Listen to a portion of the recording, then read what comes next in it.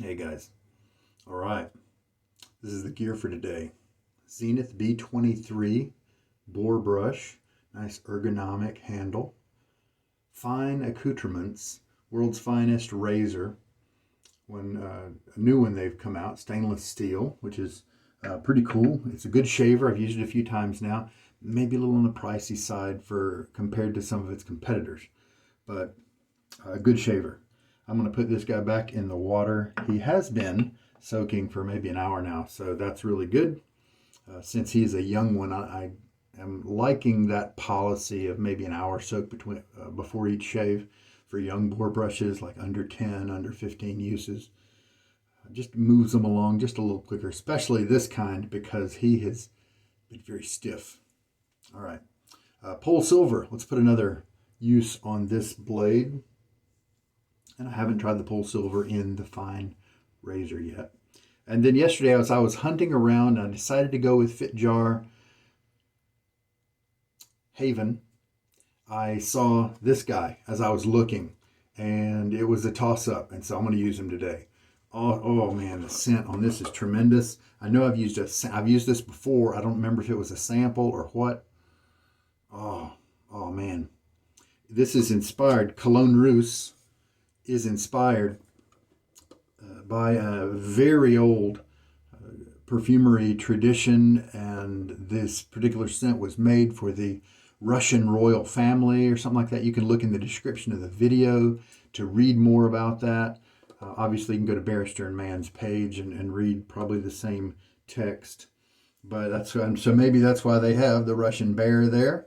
Rus, of course, meaning Russia. But it was a scent made by Guerlain, or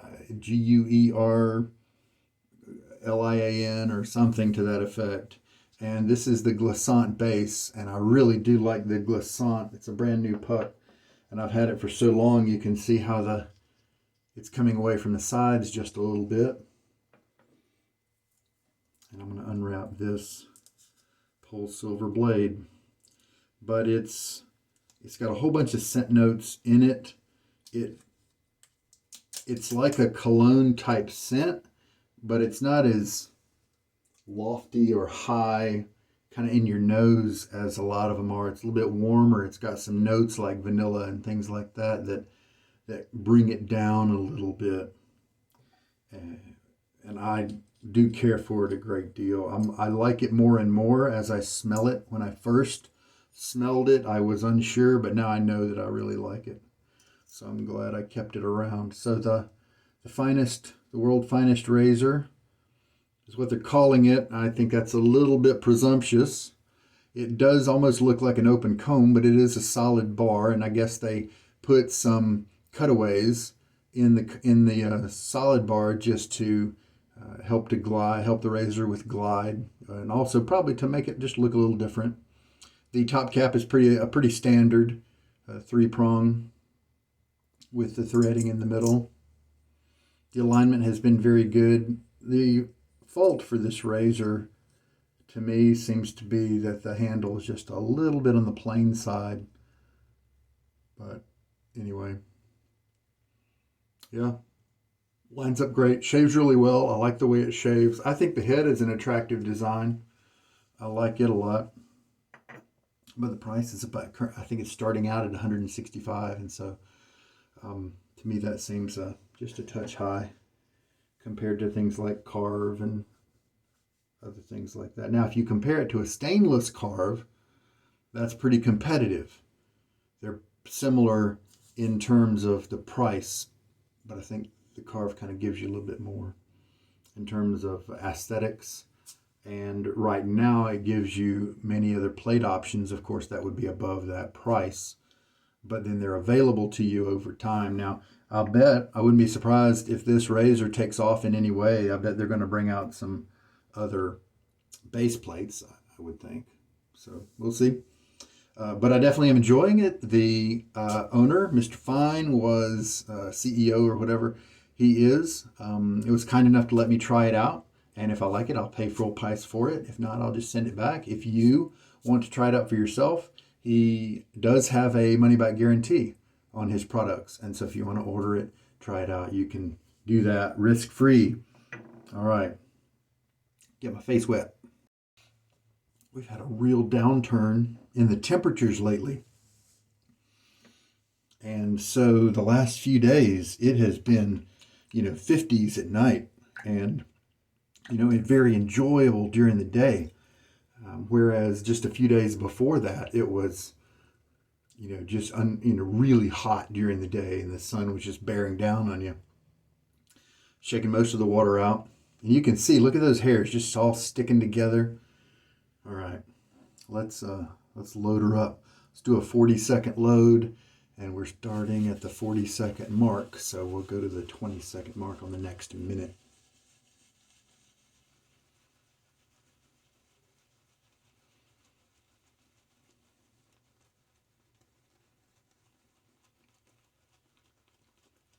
This brush, sometimes, you know what? Let's go.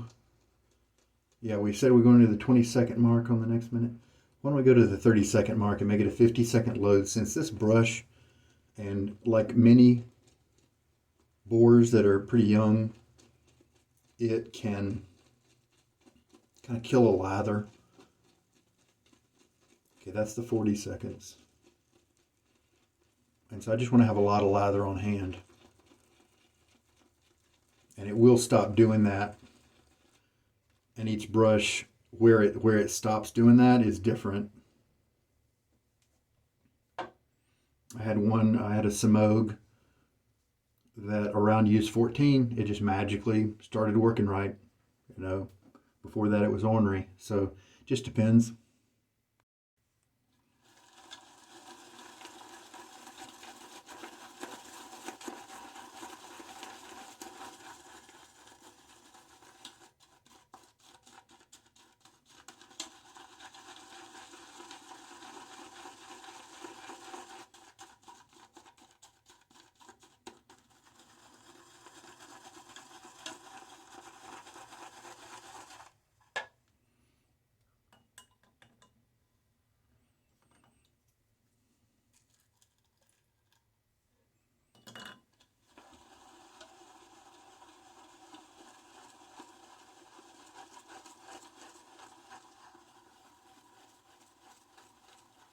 Scent is definitely very classy.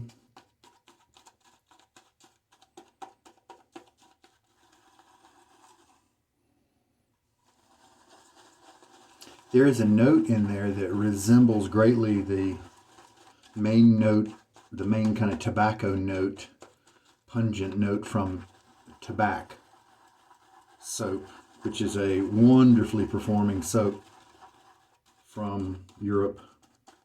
Been around for a while. It is a polarizing scent. This is probably, I would say this is, tobacco, but civilized a little bit more. There is that resemblance in that one note right there, but I think they bring in some interesting other bits to kind of help it out and make it more friendly, because people talk about tobacco and either you love it or hate it. Either you talk about it as something that's awesome and you use it every day, or you think it smells like your grandma's purse and you just can't believe that people put it on their face. It's kind of the way it goes. Yeah. I didn't pick up that the first time I tried it out, probably because I hadn't tried tobacco at that point. At this point, I'm looking at this amount of lather and really glad that I loaded for 50 seconds.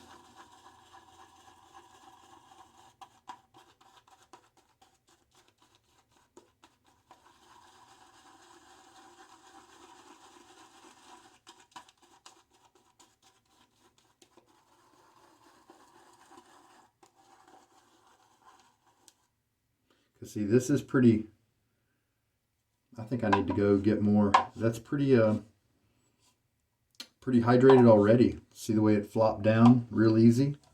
And we've only added 3 teaspoons of water to it, and this is the quantity we have. You know what? I'm going to load for another 30 seconds or something like that. Let's get a little bit more kind of water. Oh, you know what you can do? it can squirt some water in the actual soap tub, and that will help if the brush doesn't have too much water in it. So let's just, for fun, let's go for another 20 seconds. Since 50 seconds it didn't what you see over there, and it's kind of normal. In a way it seems like a lot, but it really is kind of normal because this puck has sat unused for a couple of years. So, and you can take a look at the paste. Sometimes when you finish loading a soap, if you look at the paste, the consistency of the paste that's left on the soap, if it's really wet, that tells you something. If it's pasty, that also tells you something. Now, I believe what the pastiness might tell you is that you did start to kind of activate the soap enough to start pulling soap off of the puck. And that's good. I think if it's super wet and you didn't start out with an overabundance of water, then that might tell you that you haven't really started to hydrate the top level of the soap, and if you're not getting enough lather, then that may be why.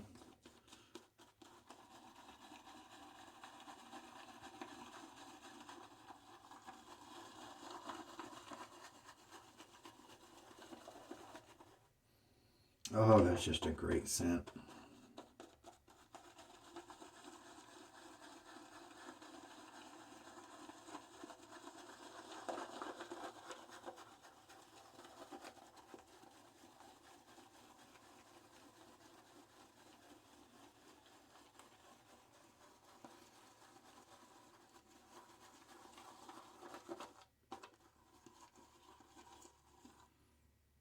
Yeah, it's firmer now. Plenty of elasticity, huh? Why don't we just use that? And if we have to add more water, we can. This kind of stiff brush I may really enjoy using a little bit of a drier lather with it as it breaks in. Help it to soften up, feel a little bit softer. Now with as you can look at all the textures, this is definitely something I would still want to add water to, usually. So what we'll do, let's just feel it, see what we get. Oh man, there's that awesome slickness. This is the Glissant base from Barrister and Mann. It used to be their standard base, and then they brought out Reserve, and then they brought out Excelsior. They also have the Soft Hearts base now. That is just some slick stuff. Let's add a little bit more water to this. Let's make it an even 4 teaspoons here with, what did I add? 20 more seconds of loading. How about that? A minute and 10 seconds of loading for this one. And that's okay. Bringing in I want to have more lather because it's a Boar brush that is young. Doesn't have a lot of splay. And it's a puck that hasn't been used in a while.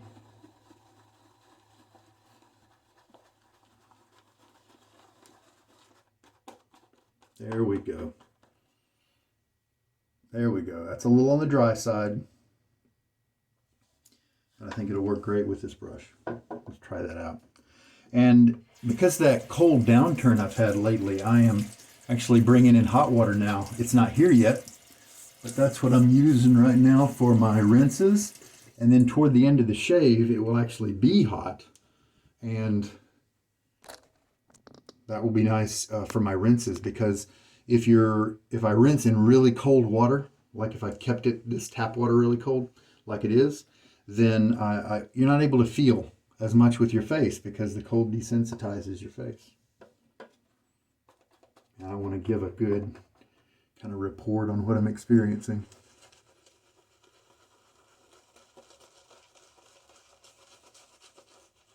So I've complained the whole time.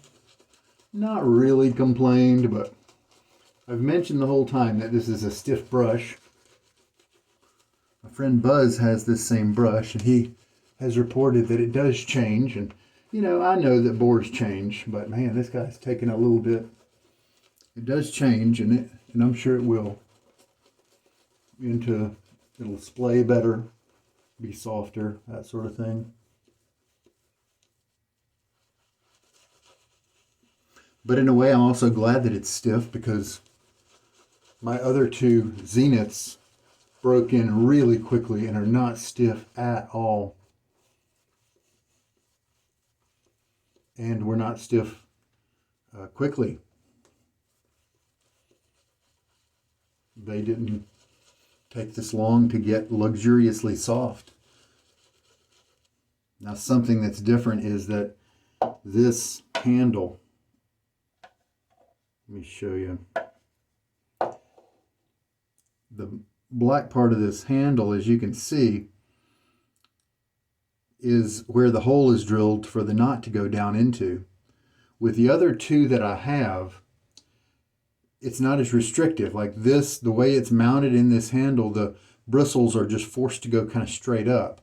The other two Boar brushes I have, there's more of a glue bump and that sort of thing that then actually kind of helps the sides, helps to have more of a cone shape instead of forcing it kind of as a parallel. And who knows, maybe that's just what the whole difference, you know, in this brush. I'm not sure. We'll just have to see. I did want to go ahead, and this is definitely a little bit on the wet, on the dry side for me. It did help the brush to feel good, but you know, this brush always has soft tips, even though it's a little on the, okay, a lot on the scrubby side. The shaft of these guys is just have a lot of backbone. So let's add just a little bit of water here and there. See, and depending on where you add it, it can just splash right out and be kind of ineffective, which is why I like the bowl. Some people just put the tips down, you know, in a sink full of water, and that's okay, nothing wrong with that, if they want to do that.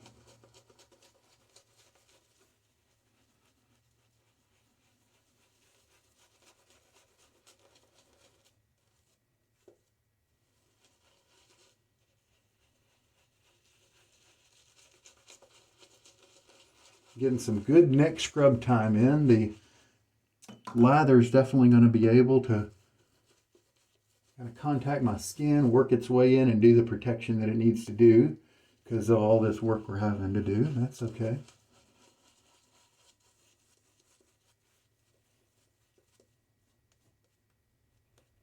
All right, that'll do.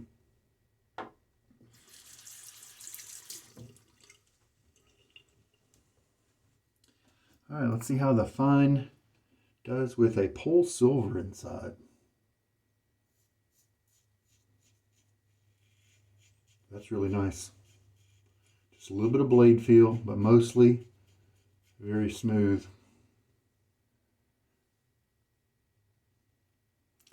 Another way you can tell, man, I wish it would focus better. You see the texturing on what's underneath my razor there? See, it's got levels and layers. It just looks drier. You can definitely tell this is a drier lather than I usually use.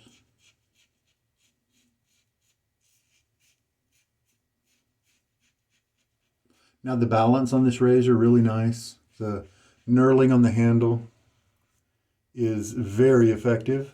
You're able to easily control the razor during the shave.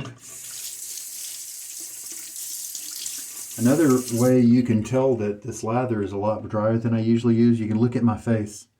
You see the patchiness, and that's because as I'm doing these strokes, these shorter strokes like this, the lather is kind of sticking on the razor and then leaving itself behind on my face as we go. And you don't see that same effect when I have a hydrated lather to my usual standards. Oh, the scent is so nice. One nice thing about a drier lather is that when you go to rinse, that water that you rinse with just activates that saturation that's on your face and turns into magical slickness. And so it's a very luxurious feel during the rinse. Since that was quite dry, I'm going to add some more water to the bowl. So it looks like we were at 4.5 teaspoons.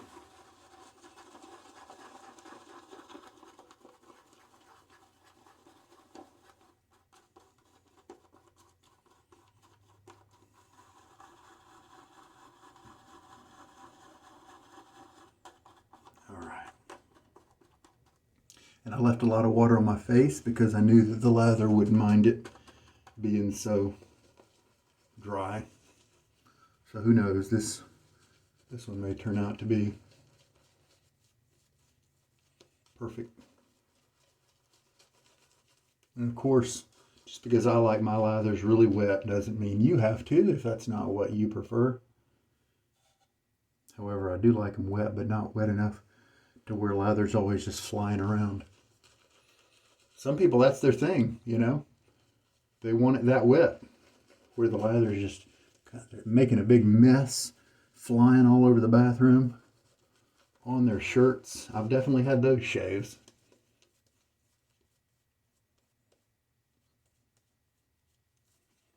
Nothing wrong with that at all. Unless you want to try to use up your soap collection. A lot of times that a really wet lather uses up, especially if you bowl lather, it uses soap so slowly that a tub of Stirling will last you a year.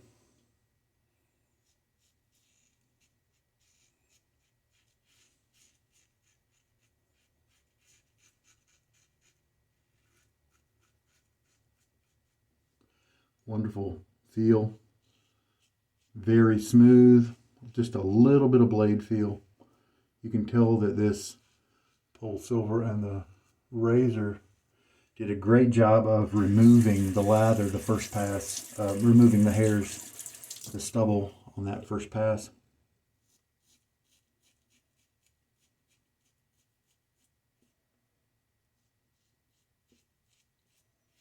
Lift my chin up to tighten my neck.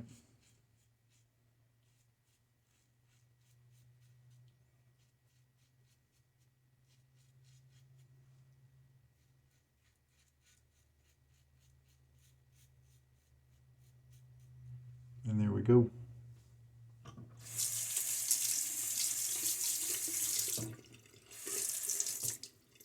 And rinse. Maybe I didn't need to go back and add so much lather after all, because since I did need to keep adding water, I definitely have plenty on hand.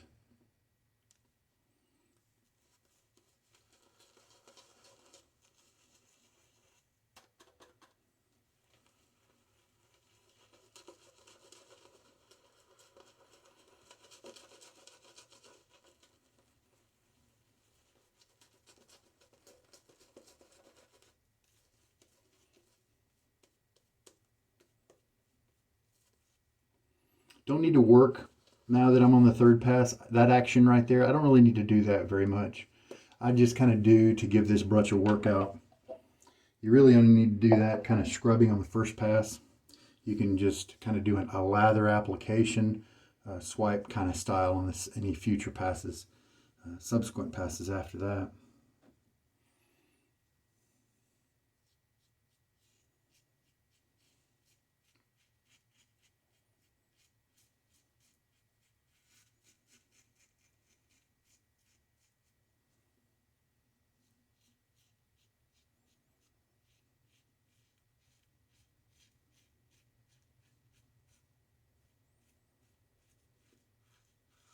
This is definitely just a touch-up pass. It's very comfortable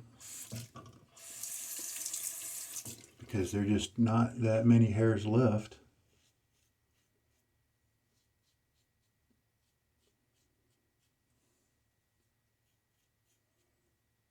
Flip around and do the cross grain. This is my tricky section right there.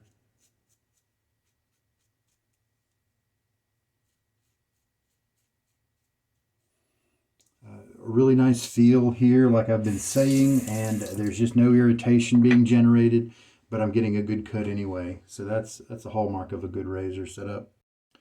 I think what happened with the soap loading was that I really accelerated that last 20 seconds by putting a little bit of the water on the soap, and that's what I needed to do. I probably should have added a little water on there during that first part of the load, the first 50 seconds. And I'm sure that would have definitely made it be plenty at that point. Live and learn. All right, well, I am done with the shaving part, and face feels great, just no irritation at all, a nice close shave. Pretty much near baby butt smooth on my cheeks. That's all I can hope for really, because I don't go against the grain. And let's see what kind of post shave we want to do. Well, I feel like doing a classic, the Executive Mann from Stirling, patterned after the Creed Aventus. Highly popular cologne.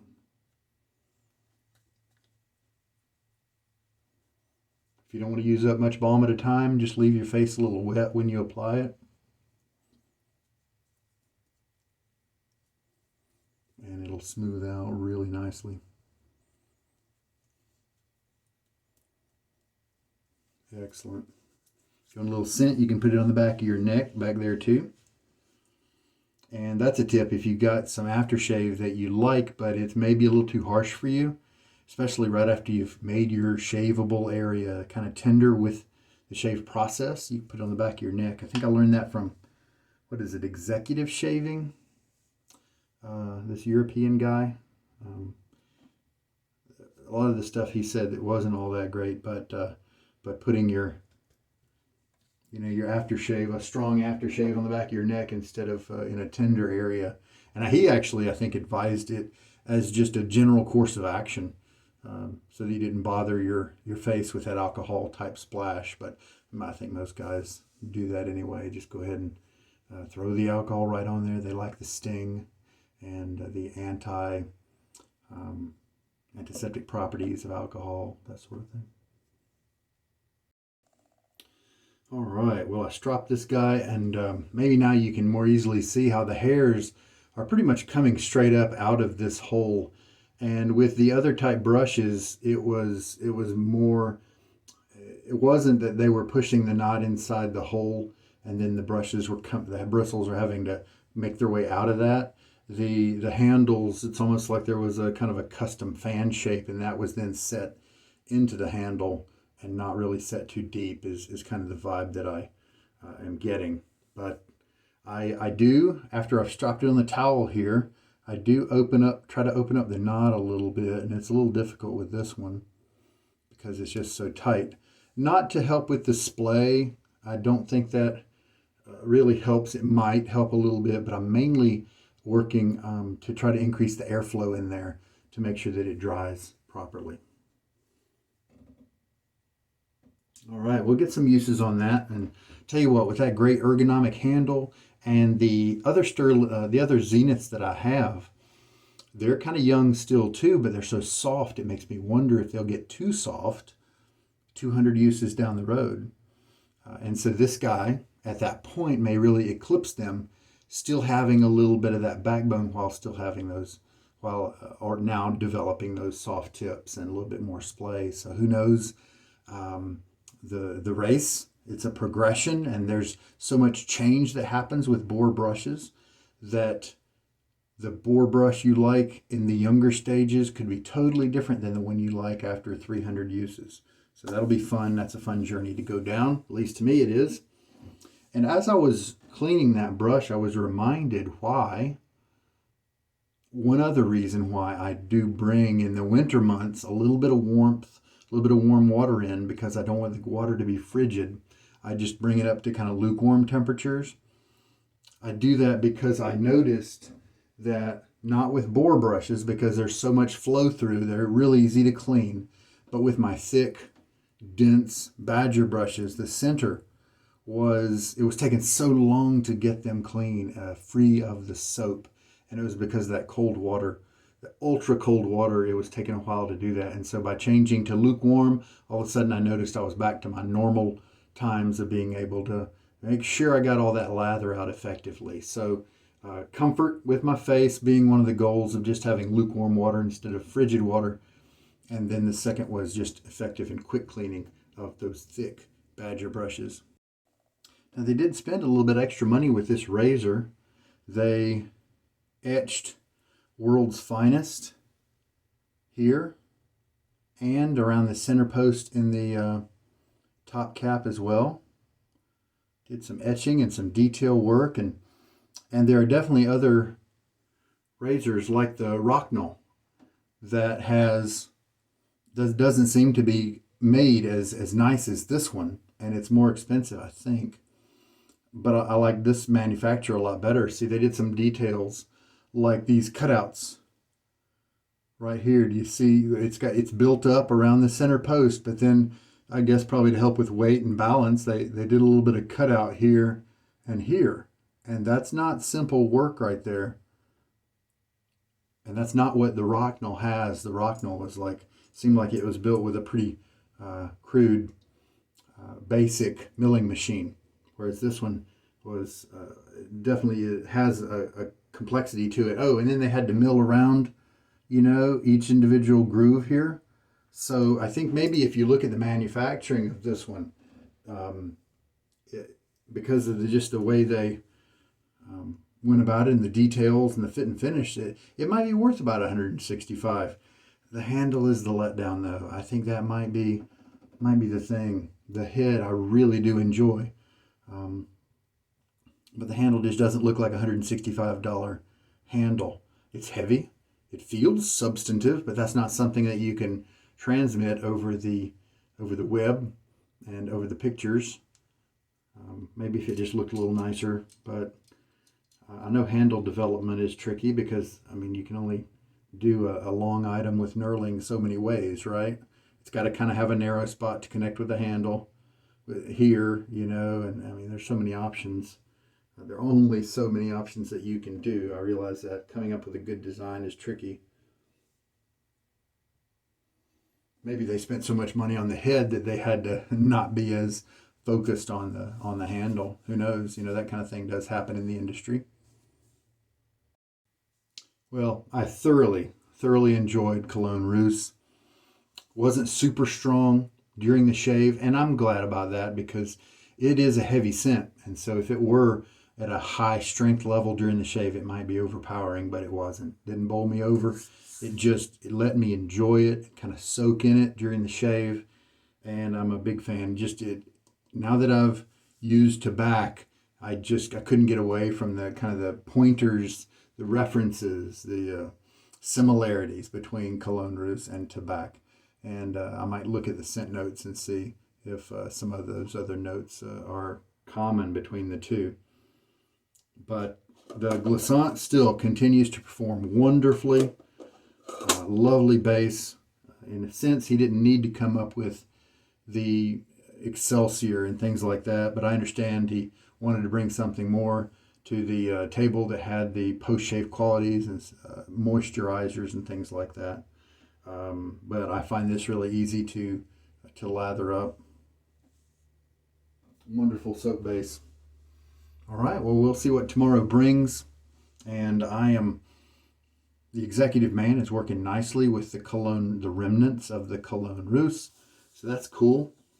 And I might use the finest again tomorrow, maybe find another blade to put in it, because I want to be conscious about returning that back to him if that's what I choose to do, in a timely manner.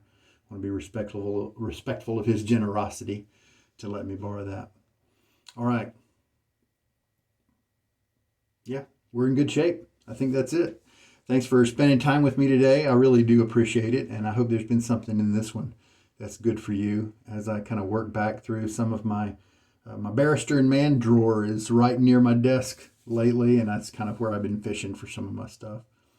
All right, guys, take care. Good day.